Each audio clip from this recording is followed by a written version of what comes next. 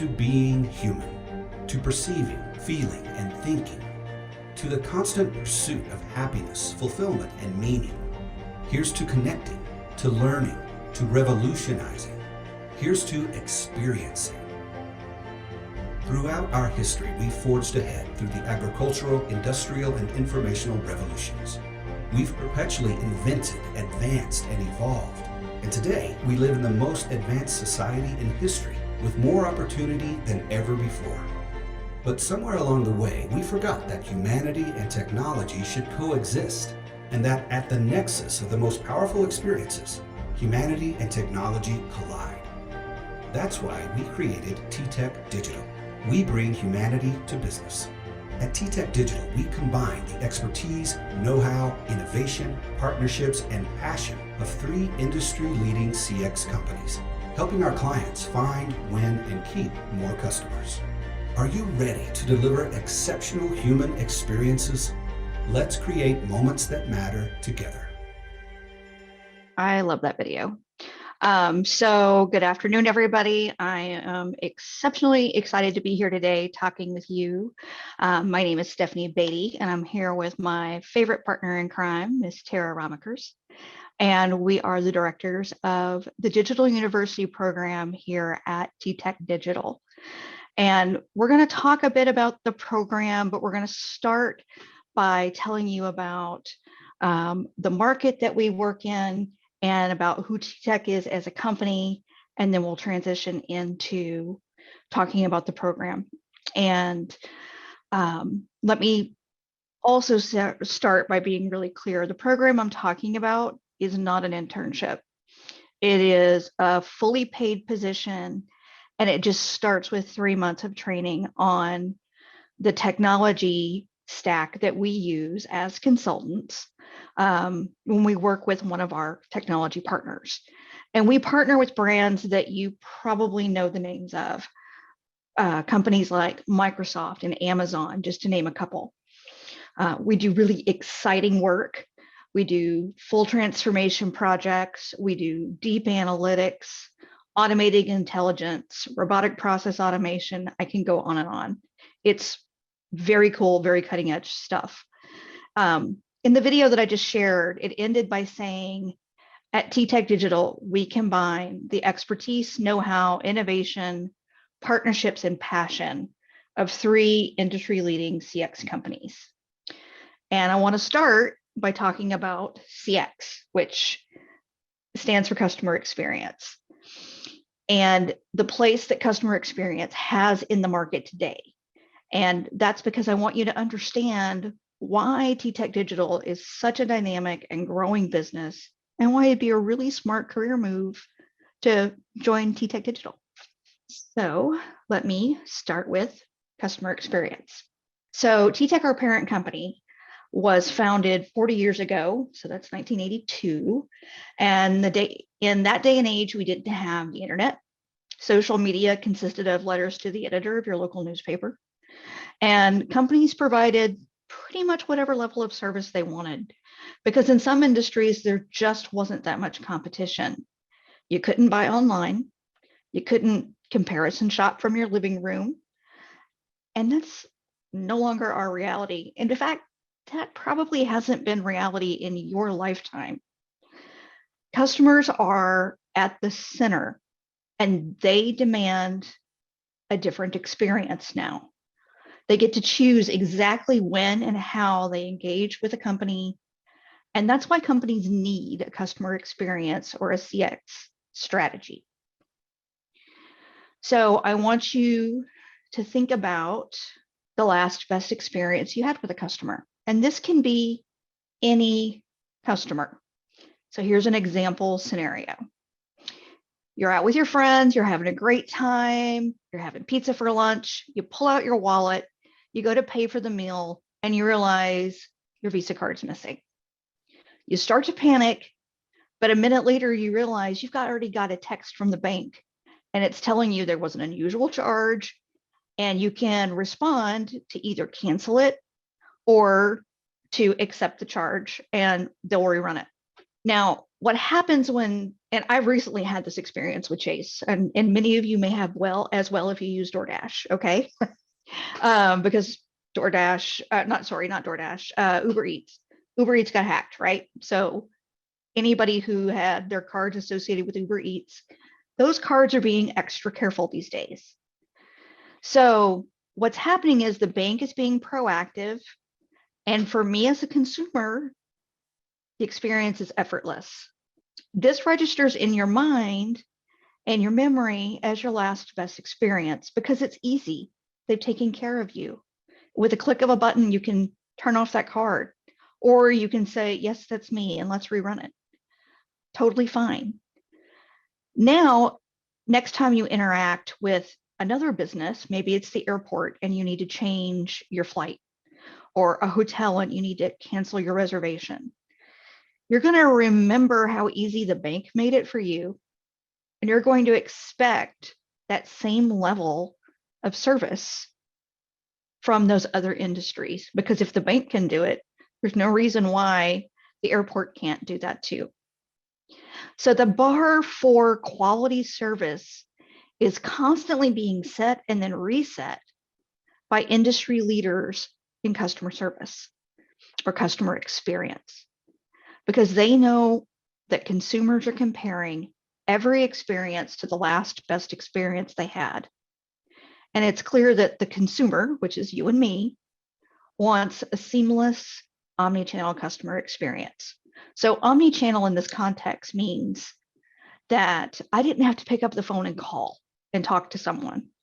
I can start a conversation via text message or social media, and it can pick up and continue via chat online or phone call or email.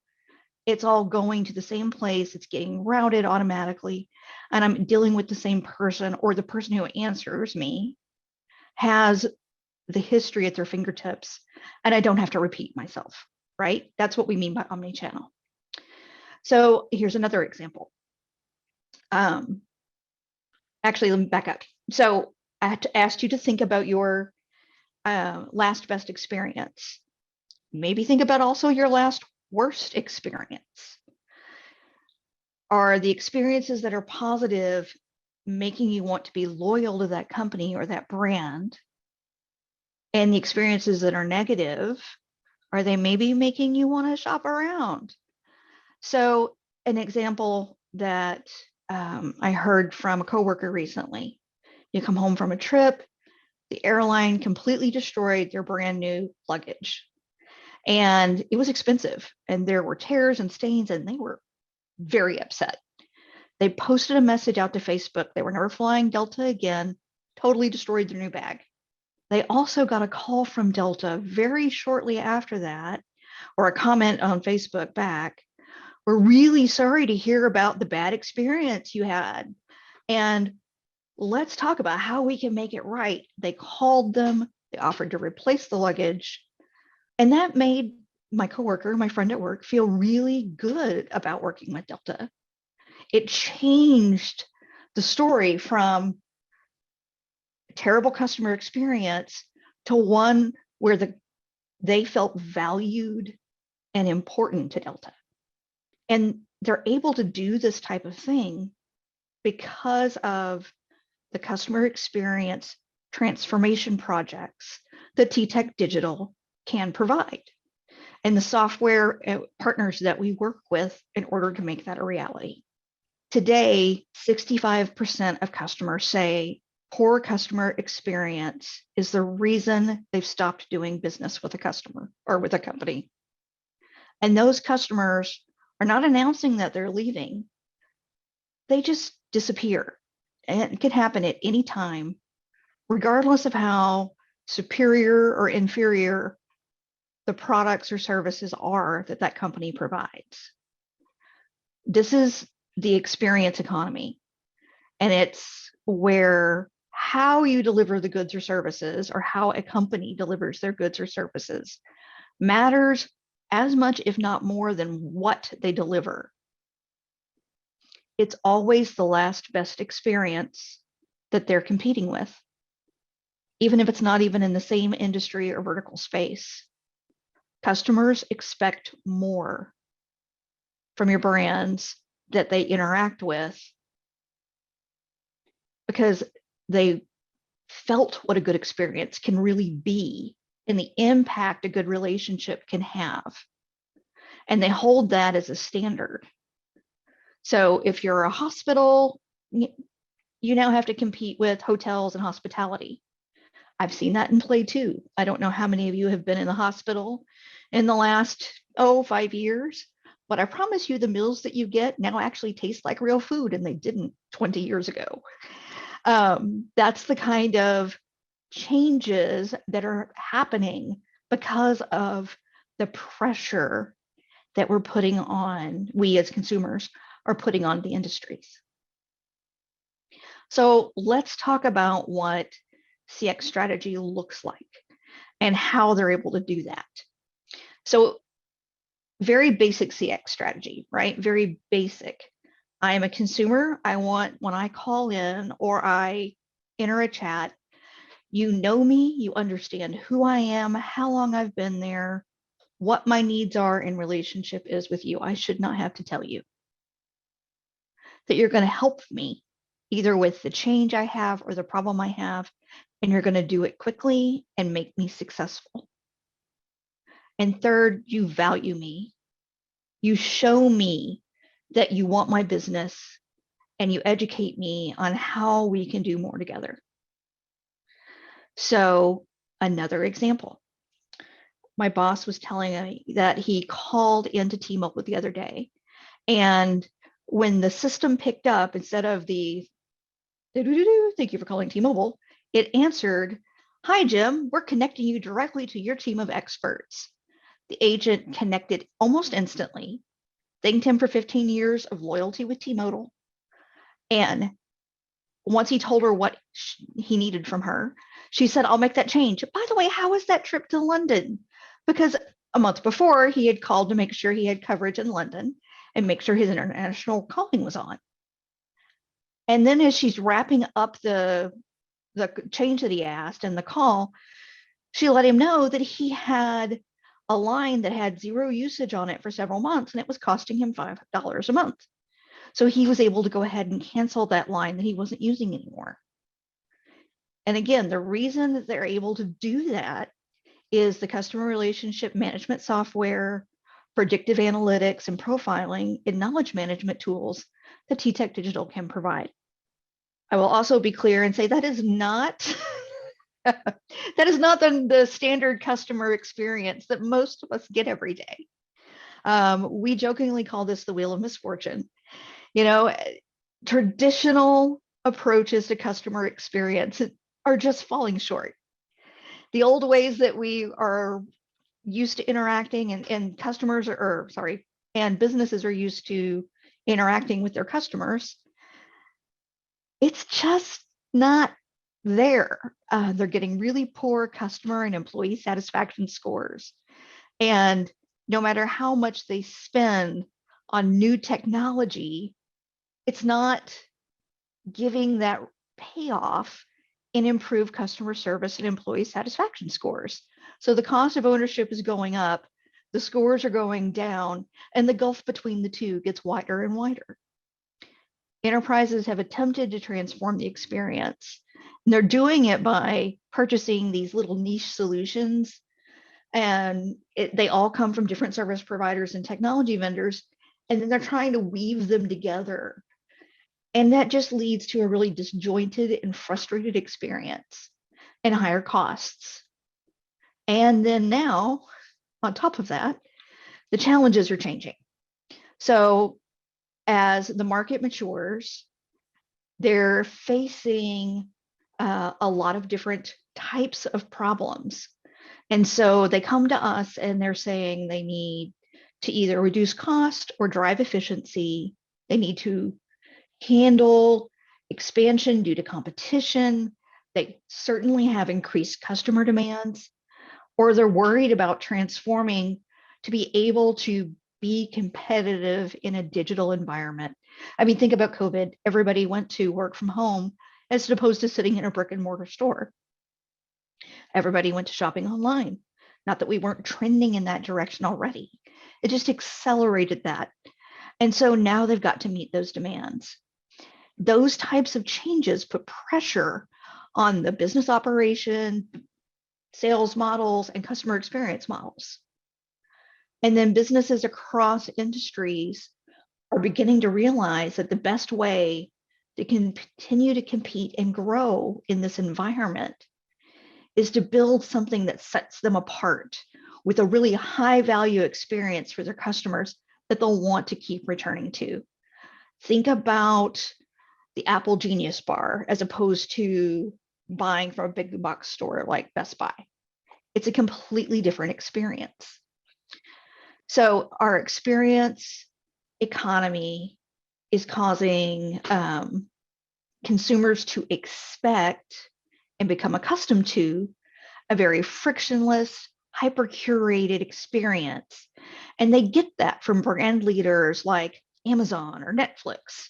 And we as consumers are comparing all of our interactions to that great experience from these industry leaders and holding everyone else accountable to that same standard.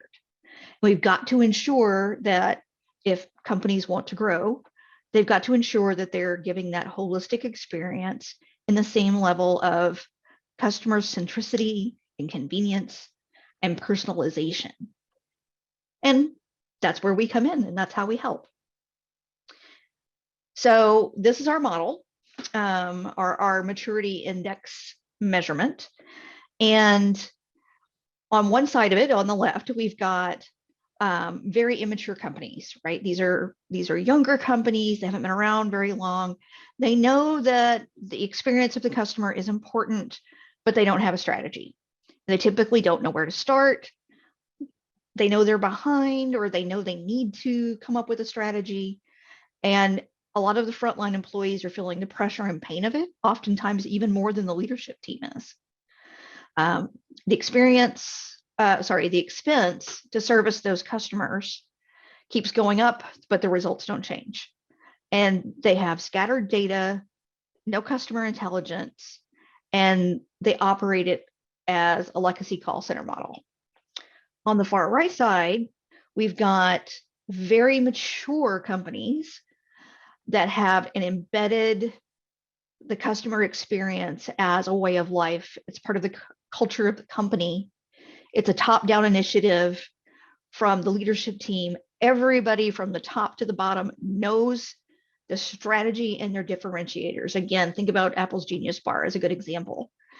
These companies have mastered customer intelligence. They use both internal and external sources of data. They've got a very modern contact center that allows for that omni-channel experience where customers can engage them through social media accounts, websites, chat, SMS, and more.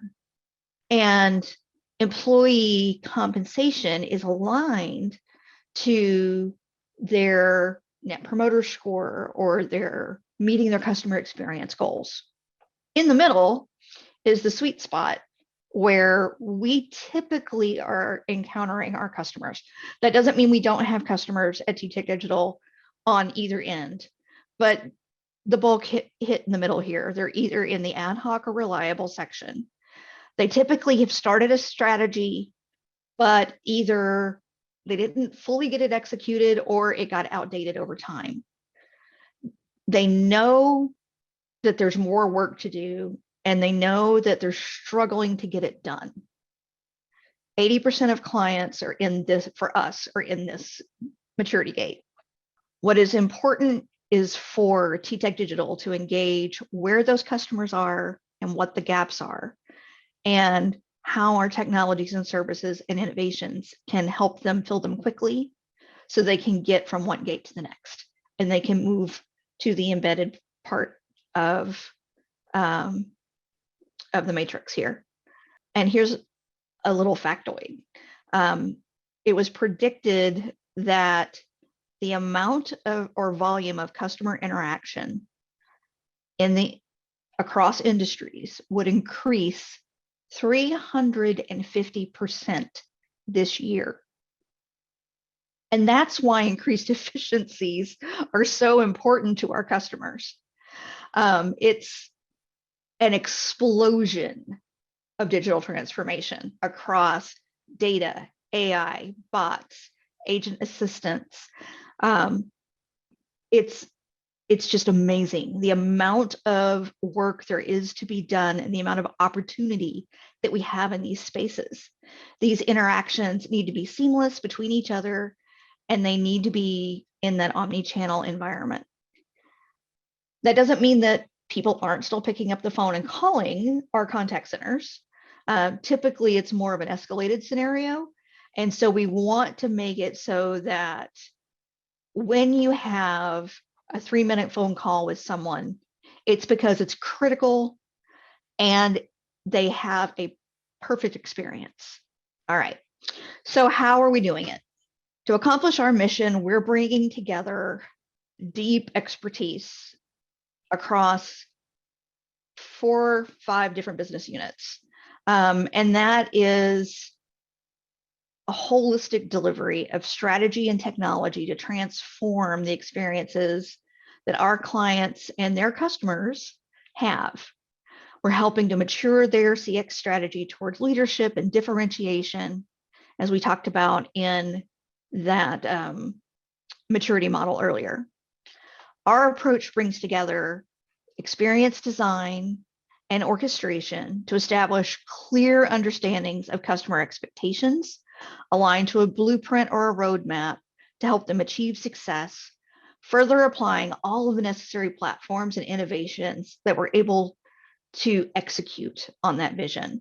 This approach is taken through every project that we lead, whether we're focused on a discrete area of the customer journey or the holistic transformation project. We're able to bring that customer into the conversation so that our outcomes directly tie to those experience improvements that they're desperate for. Our Experience 360 model represents all of our business units coming together to achieve outcomes that are meaningful and they impact the moments of truth across the customer journey. It starts with a vision and research where our consultants help to understand the existing customer landscape and establish the future state experience that the customers want. Our experience strategy team will run analytic and survey programs, build journey maps, identify key customer personas, and much, much more to architect comprehensive awareness of your customers and create strategic roadmaps that are built on fact and data. When we help companies capture, manage, and analyze all the key data customers in meaningful ways, it drives insights and automation. Our digital experience group belongs to digital transformation in a way that brings to life key skill sets across data, artificial intelligence, customer relationship management, robotic process automation, and other key business applications that are critical to building the holistic customer profile, creating that golden record, and automating processes that need to engage the right place at the right time with the right message.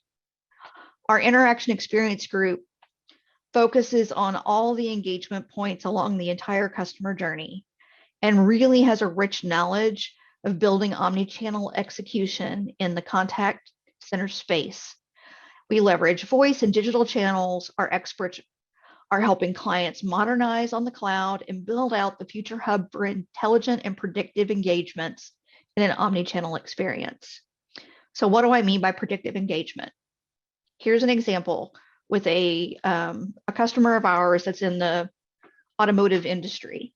They had an old model where they would cold call clients when they thought they would hit mileage markers, which they were just timing based off of averages, right? And they would cold call them and remind them that they needed to bring their car in for service. They needed to expand that without expanding the number of agents that were dialing. So that meant that the agents had to be more efficient. So instead of just looking at records of every car sold and doing the math of X number of days from when they sold the car to figure out the mileage, they started doing predictive analytics on who are the customers that are most likely to answer the phone? What time of day are they most likely to be available to answer the phone? Are they the types of customers that also typically take their car into the dealership to have it serviced? Then they could narrow down the list of millions of customers to something that the team that they had could realistically do and be super efficient with. So that's what we mean by predictive. And because of that, they're able to see really high return on the investment of the time that the agents spend making those phone calls.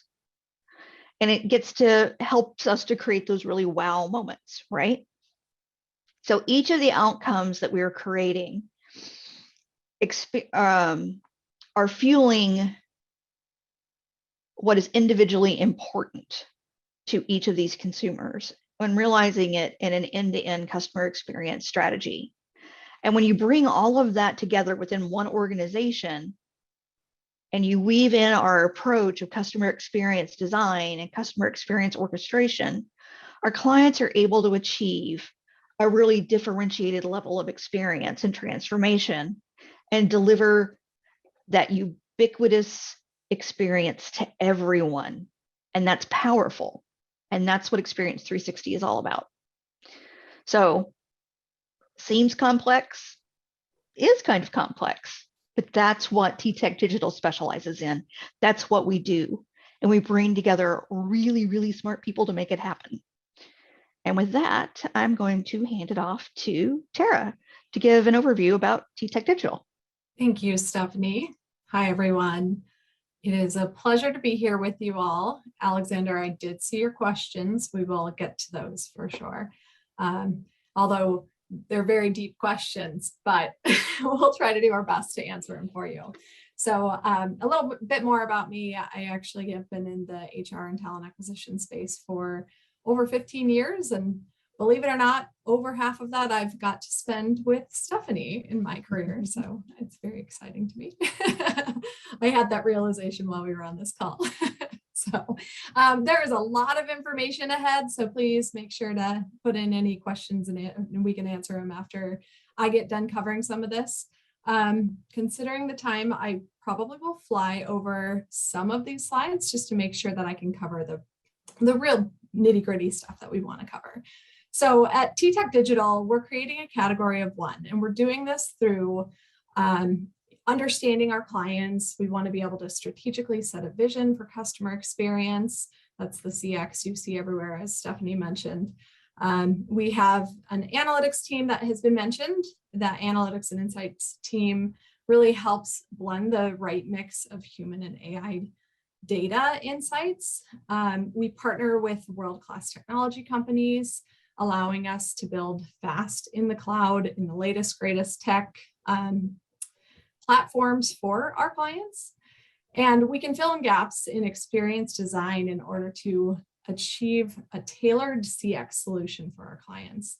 At the bottom of the screen, you'll see what we call our BHAG, our big, hairy, audacious goal, which is we will be, excuse me, we will be the world leader in customer experience transformation by performing 10,000 digital transformations by 2025. And I did want to call out on that screen, if you see IP, it's intellectual property. So just in case anyone hasn't heard that term before, basically the type of things that we would create specifically for a client that we own that property. So, all right. So TTEC Digital has really grown through a series of acquisitions through the years. Actually, the first acquisition that I am aware of is eLoyalty, and that brand changed to TTEC Digital. So that's when we ever talk about our legacy TTEC Digital, it's really that company that came into the TTEC Digital brand. And then subsequent acquisitions of Avtex, which does a lot of Cisco, Genesys, Pega, and a really large Microsoft practice. And then Voice Foundry, who's an Amazon Web Services company, bolstered our technology partnerships. So we have over 1,800 global employees. We work with 6 strategic partners. Actually, I think Pega is still considered strategic, but Cisco, Genesys, Microsoft, Amazon, recently Google and Salesforce. So it's an exciting time for us. We are growing very, very quickly, and a fun time to be a part of our organization. Next screen. So if you think about TTEC all up, TTEC at its core is a BPO. It's a business process or outsourcing company that essentially is able to take over contact centers, bring that humanity to the business, and we can infuse technology into the best customer experience. And so with that one TTEC mentality, we are able to be that single source for technology-enabled end-to-end customer experience transformation. And then, as we mentioned, the three of our very strong partnerships with all of our big companies, Microsoft, Genesys, Cisco, Google, Amazon Web Services, we all came together and we're able to combine the expertise to really bring that customer experience to the forefront for our customers. So this is the fun part for me. I think it's really cool when we have, basically when you feel like you're a part of a small organization, you feel connected, you feel tied in with people, you can create some strong relationships within your organization, but also have the powerhouse behind you, really, of a company that has been around for 40 years, that knows what they're talking about, that's an industry expert, and is able to deliver in a quality manner, but really bringing the best of both worlds to our customers and our employees by giving both worlds to our customers and employees. So we are all over the place, lots of countries. It's a great representation, a very diverse group here. So through the years, there's been a massive shift from brick and mortar, B&M, to the cloud. Like I imagine most people on this call likely order from a website versus going to the mall or a store. At least I can speak for myself and say that it's way easier for me. So we really needed a new approach. And really with that focus on total experience, so both customers and employees, really improves the entirety of the entire experience. So technology really empowers people to better collaborate. Tools like Zoom, tools like Teams, allows us to come together and collaborate. It just makes everyone happier and makes it easier for us to be efficient and effective in our roles. So this is a fun fact about the partner ecosystem, and something that it's probably not very well known to the broader group outside of like the technology partner ecosystem, is that more often than not, a company actually has partners to implement their products. So if company A buys Microsoft Dynamics CRM or customer engagement from Microsoft, Microsoft will go to a partner or go to a group of partners to basically say, hey, we have this customer, do you want to do the implementation? And the partners will bid to essentially win that business. That's one way that companies like TTEC will get clients. So then we've got like a whole sales and marketing team really dedicated to fostering the relationships with a lot of these partners to make sure that we're on their, the top of mind when a client comes in that maybe we weren't aware of, that is looking to buy the technology that we have experts to implement. So I don't know if that's a known fact in this group, but just kind of a fun fact there. And then that kind of ties it all together. So our goal is really to unify technology and talent to deliver customer experience as a service.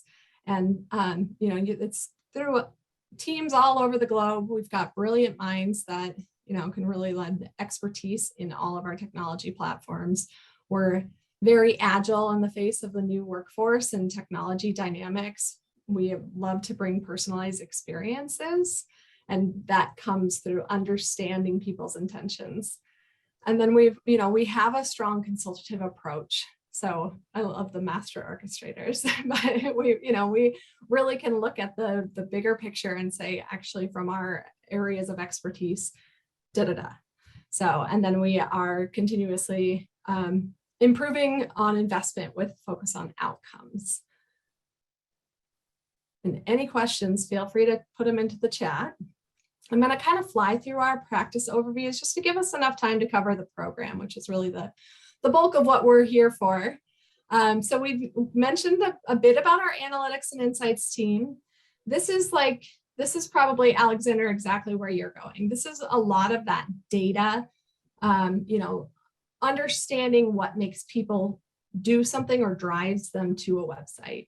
And then once they're there, how to leverage that engaged data to make sure that we can help our clients, potentially score that sale or, whatever it is that they need to use that data for. It's what I like to say, the cool, really cool stuff, and the stuff that sometimes you're like on a game and you're like, why are you following me around? So when that ad pops up and says, hey, why don't you buy this? We're on sale. So good for companies and bad for my wallet sometimes. And we'll jump to experience innovation. So experience innovation looks at the best ways to give the customer the most positive experience. So this could be integrating contact center software as a service into CRM systems to make a contact center agent more efficient. So when you call into T-Mobile and they know who you are, they have the knowledge of the prior conversations because they're taking notes in that CRM system. It just gives everyone a much better experience. They do workforce management adapters. They're kind of making sure that the experience for the client and their customers is the best. An experience strategy is a global team of a whole lot of skill sets, and they are focused on fueling exceptional customer and employee experiences that really add that real business value. So their goal is really to bring a lot of transformation that will deliver real business value. Interaction experience. The way that I've always heard this is every customer touch point comes with an opportunity to make or break your brand's perception. And this team focuses on helping you deliver frictionless, consistent engagements across the entire customer journey, whether your customers are interacting with a bot, agent, or digital channel. They're poised to help you modernize on the cloud and build your hub for intelligent and predictive engagements in the omni-channel experience. So again, that omni-channel experience, being able to, text you and call you, or, whatever platform you're using to look at this website or, interact with this agent. They're giving you all of that engagement. And our Genesis practice, so this is actually part of our Avtex brand. We have a very large Genesis practice there. I just heard something the other day that they've got like a very large presence in Costa Rica, and I wish I could remember the exact number, but they have a lot of people spread around the globe. They have a ton of certifications on the Genesis Engage platform, and right now they're doing a lot of work to help bring people to the cloud from an on-premises environment. And the Cisco practice, same concept. So you'll probably, if you, best way to explain this, and Stephanie, you're probably more poised to do it. Most companies, when you start years and years ago, when you start with a platform, it's an out-of-the-box type of solution, and you aren't in the cloud at all. And everyone is going to the cloud. I mean, I'm sure everyone knows that. But there are still people who are existing in this outdated world, and everyone has to migrate. So we have a big focus on, with Cisco and Genesis, getting a lot of those clients to the cloud. And then the Amazon practice that came in through Voice Foundry, very large Amazon Connect focus. So it's it's right there on the screen. Inaugural Amazon Web Service Amazon Connect Partner of the Year in the UK, which was really, really huge. It's an exciting practice, and it's just continuing to grow. Amazon has a unique, it's just all code. It's not like structured. It's almost true research and development or pure app dev. It's a really exciting business model, and it's an exciting and growing part of the practice. Mm-hmm. And Google, as I mentioned earlier, is a bit new. So Google has a a new contact center. I don't know how new well, it's upgraded, I guess, but they have chosen us to partner with them and get this kind of like rolled out. So we say it's in incubation, but this is something that we see very, it's small now. I anticipate this growing really, really quickly, considering how many people use Google and how many people are starting to interact. I mean, there are times, and this is really even maybe pathetic to admit, but there are times when I'm more comfortable in a Google Doc than I am in a Microsoft Doc because I use them so often now. So I think as technology shifts, it's good that we're getting at the forefront of some of these emerging businesses. Yeah, it's definitely a different, a market disruptor. That's the word. Yes. So we're excited to see the changes that it does as it shakes up the market. Yeah, absolutely. So our digital experience team, we want to make sure that we're engaging customers at the right time on the right channel with the right message so that we can deliver the most exceptional experience. And that's what this team focuses on. So it's a digital first seamless experience. We do that through data, AI, CRM, intelligent automation, and a variety of business applications that are key to really building those holistic customer profiles and delivering the very personalized experiences. And this is the world that Stephanie and I have lived in for a long time. So our Microsoft practice, we are on the inner circle with Microsoft. We've been partner of the year.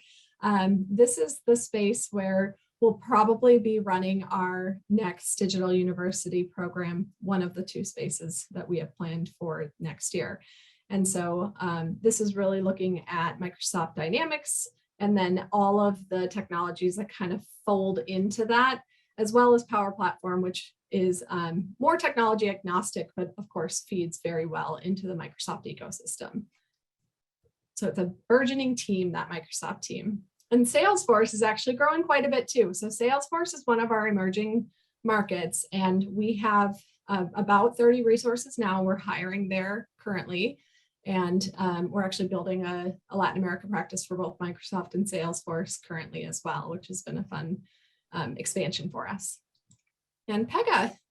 So Pega's been around since 2013 and is very, very strong in certifications, which is great for all of, I actually should have mentioned that with some of our other practices as well. We really appreciate the certifications. It's a great thing that's out there for people to do anyhow, and it adds depth to your areas of expertise. Then the meat and potatoes of the whole thing. Back All right. So I'll wrap it up by talking about the Digital University program in specific. So Digital University is our training program, and it can be for any of those brands that we just mentioned.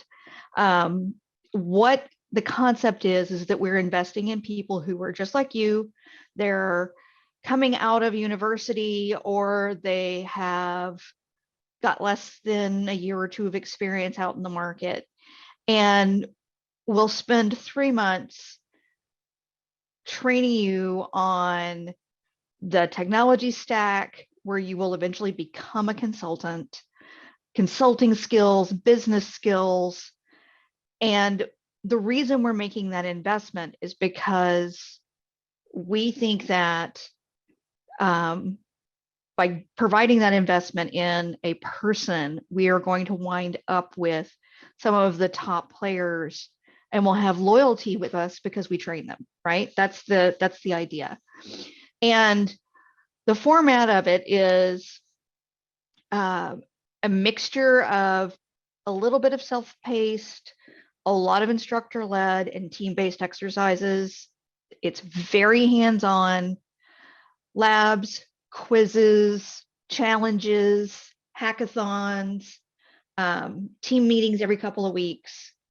The instruction is based off of real live client scenarios that we see every day in the market.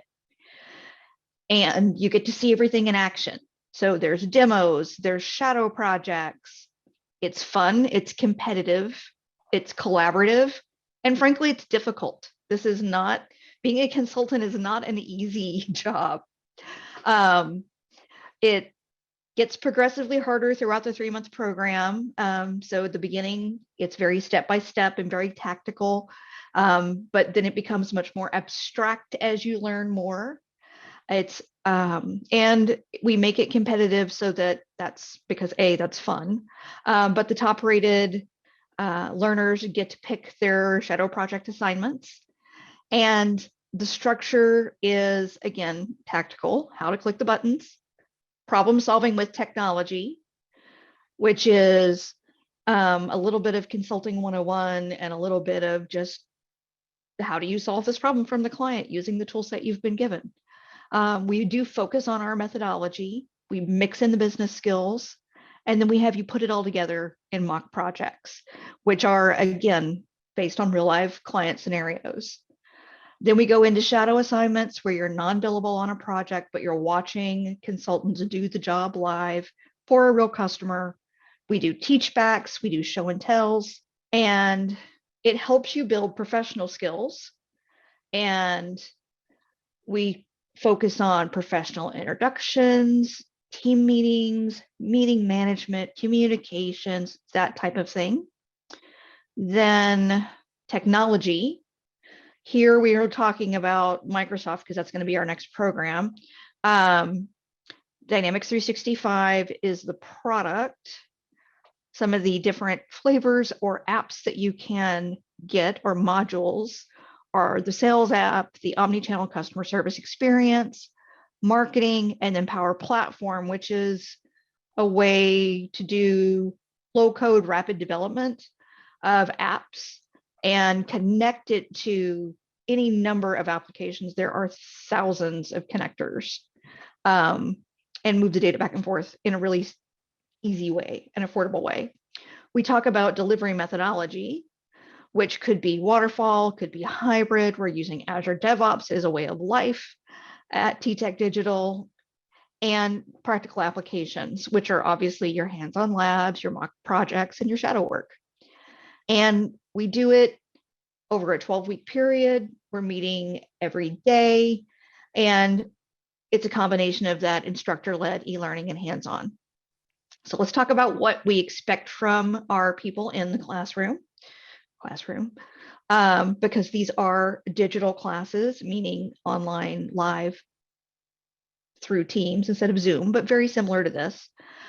We expect people to show up with their cameras on and minimize distractions so that they can focus. And we expect people to be their authentic professional self. One of the key core values at TTech Digital is we're all human. And I can't tell you how relieving that is to work in an environment that understands that people have real lives. It is amazing and wonderful. The other thing is we expect people to engage. We want them to take notes. We want them to ask questions.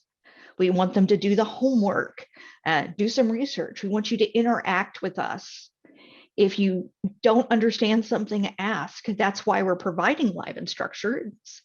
If we didn't expect you to interact with the instructors, we'd just be watching videos, right? So we know that these are new skills that people are learning and that everybody comes to that from a different place. So we expect people to talk to us and tell us where they're at.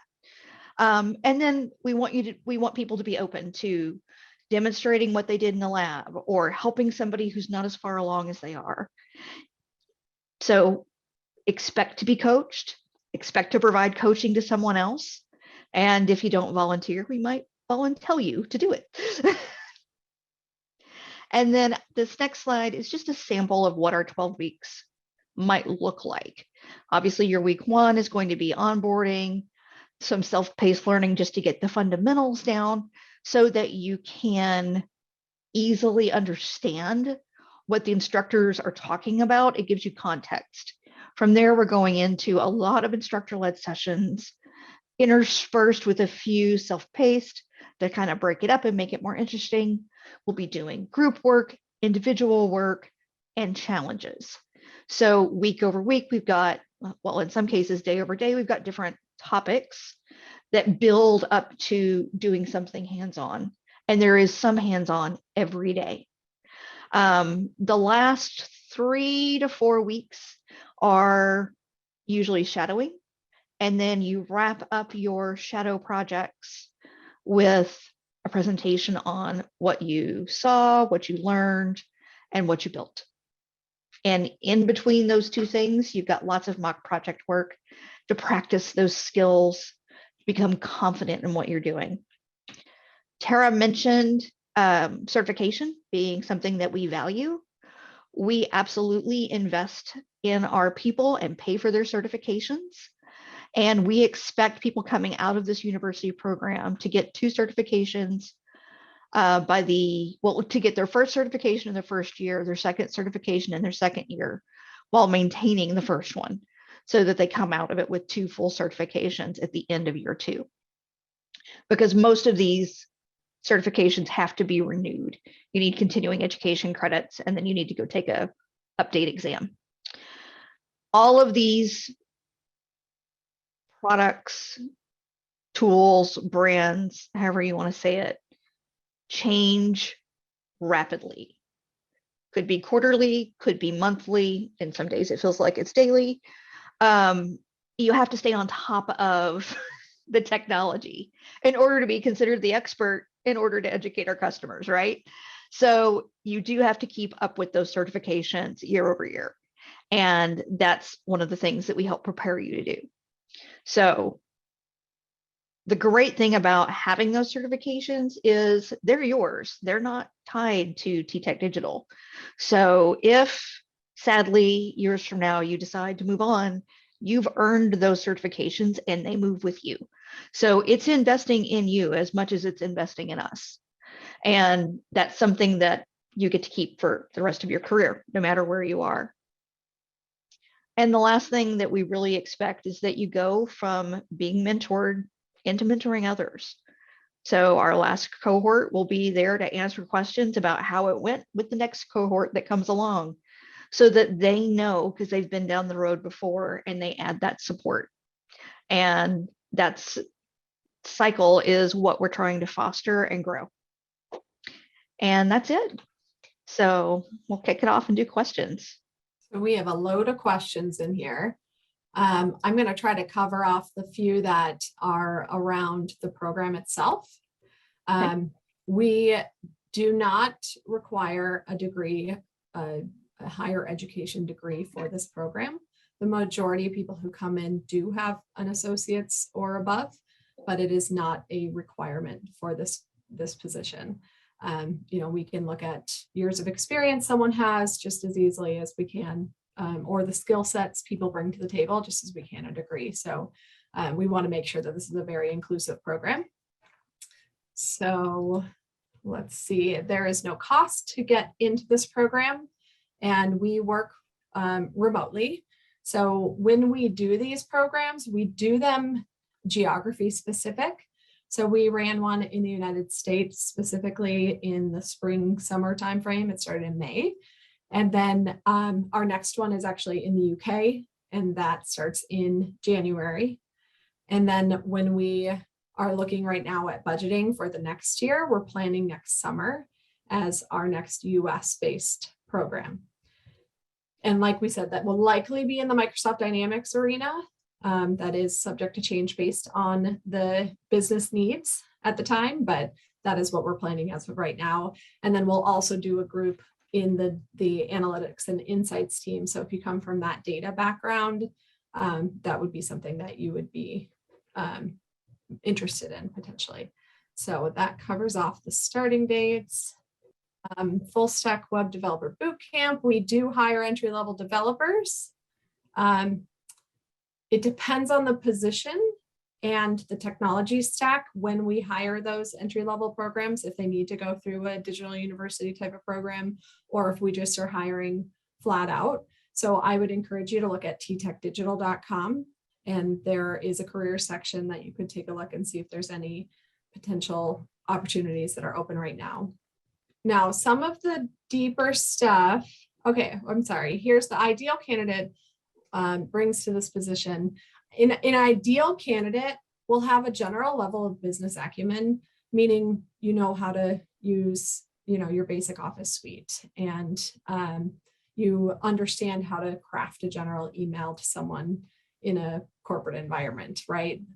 A lot of the soft skills we can train, but there's a certain level of understanding in that business world that we've seen people be more successful if they have at least some of that foundation. So internships or, working while you're at school tends to help a lot. We also hire a lot of people into this program who are switching careers. So they could be completely, project management for an infrastructure building target stores around the globe, and they're looking to get into more true technology. We've seen people do that. We've seen product manager, it's all over the place. So entry level or career shift, we're kind of open to all of it. Alexander, I will try to cover off your very, very deep question. Does your company's CX technology work with the smaller scale companies or local companies, or mainly with tech giants? We work with companies of all sizes.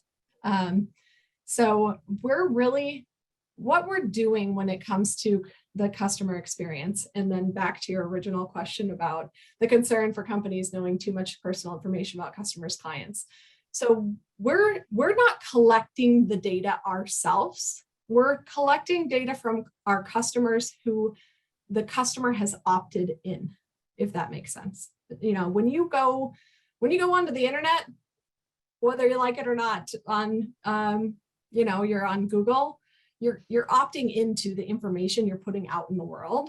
Now in it's not just the UK, in Europe, they implemented an entire data protection plan. We do not have that intensive of a data protection plan in the United States. It's just really what it is. So you're opting in. So if you like the T-Mobile example, you're a customer. So they, at some point in time, you've signed some sort of legal document saying that they can collect your data to help make your experience better.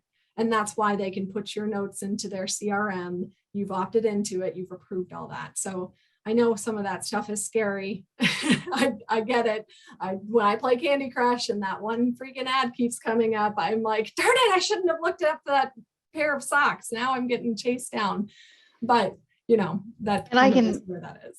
I can add to that. In a lot of our predictive scoring models, we're using anonymized data. We're storing it in such a way that it's not got any personally identifying information. So there's a lot of different tools and techniques. And obviously privacy is important. And in some industries like banking and medical or in government, privacy is of the utmost importance, and security is also as well. So yes, we are keeping those things in top of mind, and we are aware of the industry best practices, and we are implementing them and using them. And to further down your list of questions, Alexander, the question about the UI and UX side, absolutely. We do work on that within the contact center experience or the customer experience. That is something that we care about, as do the clients. And so it's not just the customer experience. Where we see it more for on our side would be the UI UX for the employee who is engaged. So more on the internal side than the external side. But yes, UI and UX is something that we do have a focus on. Stephanie, are there others that, what if how would someone with a computer science and software development background find purpose at TTEC? That is absolutely a profile that we love to hire. There are a myriad of roles that are looking for someone with a computer science background or a software development background or a statistics and higher maths background. Those are absolutely places where we are looking for people. They would be involved in a lot of the predictive analytics, some of the robotic process automation, maybe some of the AI, could be writing custom code, custom connectors. While lots of the tools that we talked about exist, They are very customizable or configurable, I should say. They are also customizable. We'll extend them beyond with custom code. And that's where we're looking for developers in some cases. So we need business analysts, we need developers, we need people to go out and just install and customize the system, which you do through an interface. We need people to extend it. That's where the development comes in. We need project managers. We need all types. So I hope that answers that question. Someone else said, are there projects available to be staffed on? How long does it generally take after graduating to be staffed on a project? Some of our university grads were staffed on a project immediately. That what they were shadowed on became the project that they were staffed on. Some of them, it took a couple of weeks. And what we did instead was have them either focus on an internal project, which was not customer facing, because we are also our best customers, right? There's always work we need done. Or we had them work on preparing for their first exam and going ahead and getting that knocked out before they got super busy. So it can vary. Also, I will say not always are you staffed on only one project. As a consultant, you sometimes will be juggling customers because you're finishing up development on this one, then there's going to be a pause while we go through a round of testing or deployment before the next project kicks off. So you'll be staffed on another one to jump in and fill in, and then you'll be back to the same one. So you may be working 20 hours on one project, 20 hours on another project. That is the life of a consultant, and that is totally normal. So you will have highs and lows. You will have sometimes work will be coming out your ears. There'll be so much you have to do. And sometimes it'll be kind of kick back and you know, study on your own, work on your next exam, maybe learn a new skill. You've got periods of busy and not busy. And that's just the life of a consultant. Examples of shadow projects someone asked for. And how is feedback given and performance measured? So let me answer both of those real quick. Examples of shadow projects, we had people on a large retail chain doing taking part in Scrum sessions and building out some sessions, building out some things in the product. We had some people doing QA work for a government project. We had a marketing project for a hotel chain. So, and what that looks like is literally you're on the project with your mentor, and you shadow your mentor in whatever role they are in throughout the time that they're there. So you just follow them from meeting to meeting, and you have discussions of what you heard in that meeting, what it meant, ask questions. They may give you small amounts of work to do. As for how is feedback given and how is performance measured, there's essentially 3 parts to the program. The first part is very classroom based with labs and quizzes. There are quizzes after every topic. So every day to 2 days, you're taking a multiple choice quiz on what we discussed the day before. So there is that portion of it. The next portion of it is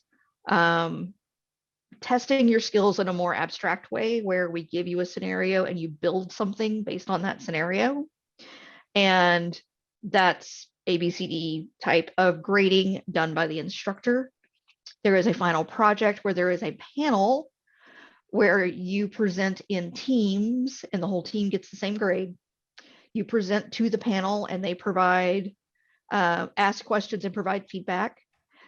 And so that's another way that is feedback is given and graded.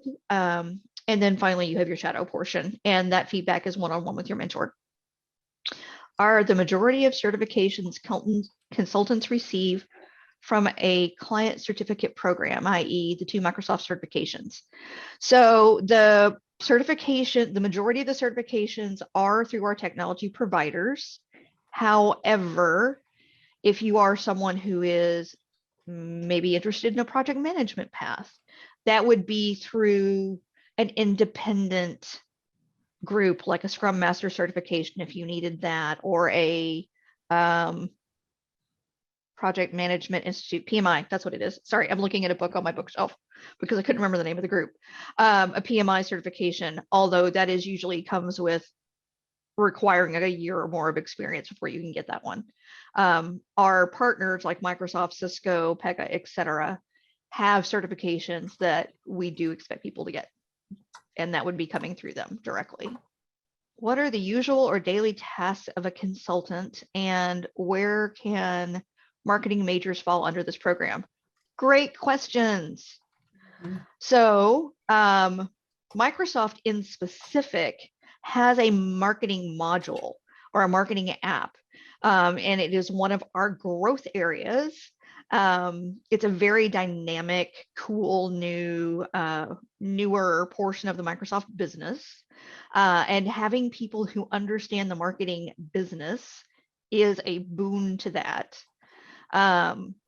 So in that app, you're doing things like building out customer journeys and personas and coming up with the analytics for making sure that people go into the right customer journey. This might also involve things like scoring the leads that come in. And how do you interrupt a journey or put somebody into it, insert a customer into a journey in a certain place, those types of things. The usual tasks or daily activities of a consultant. Since what we're talking about is technology consulting for the most part, we do have a branch that is more contact center operations consulting, but for the most of our teams are around technology, and Digital University is focusing on technology enablement. It all follows the software development lifecycle. So the software development and project and program lifecycle is sales, analysis, and discovery, analysis, develop, design. Wait, hang on, give me a minute. I'll get it in the right order. Sales, discovery, design. Oh no, analysis, then design, then build, then test, then implement, then lifecycle. There we go. So your daily life is going to fall into a pattern based off of which phase of that cycle you're in. So during discovery, you are doing side-by-sides and watching people work, interviewing different teams of the client to find out what the day in a life looks like for that person and what their needs are and what gaps they have in their current processes and systems. Then you analyze that data, create a proposal for that data, build maybe a proof of concept to show them multiple options they have to determine which one is the best fit. Then you're doing a design and estimate. You are getting agreement on the design and price. You are then building it out, testing, going into production, and that's in a very waterfall way. I just described it. You might be doing that in an agile fashion and doing it more iteratively. It just depends on the client because we follow our client's lead in that. In the 12 weeks program, do we interview for the role? So you would actually interview before you started the 12-week program, and we would have any candidates that we offer, we are fully committed to. And then we do the 12-week program of training, and we may recommend different types of projects that someone might go on or different roles that they might play on the project. But if you're hired for the program, you are hired to become a consultant, full stop. I am really excited by the number of questions that we have gotten, and I'm sorry that we haven't finished answering them, but Tara and I will be happy to take a look at any questions that we didn't get answered and make sure that we can get back to you with our answers. Thank you everyone for attending today.